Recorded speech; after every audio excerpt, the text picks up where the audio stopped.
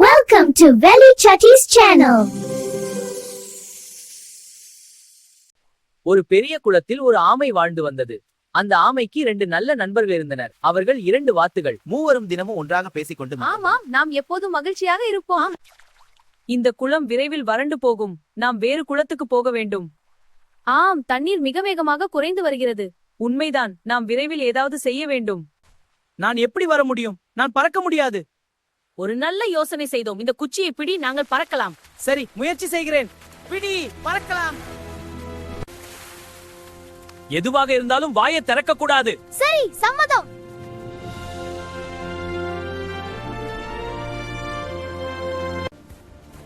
அட பாருங்கள், வாத்துகள் ஆமையை தூக்கி கொண்டு போகின்றன. அது என் நண்பர்களின் புத்திசாலி.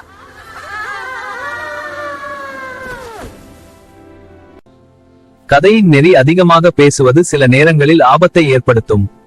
அறிவுரை கேட்டால் அதை பின்பற்ற வேண்டும். Hope you enjoyed the video. Don't forget to subscribe to our channel. See you in the next video.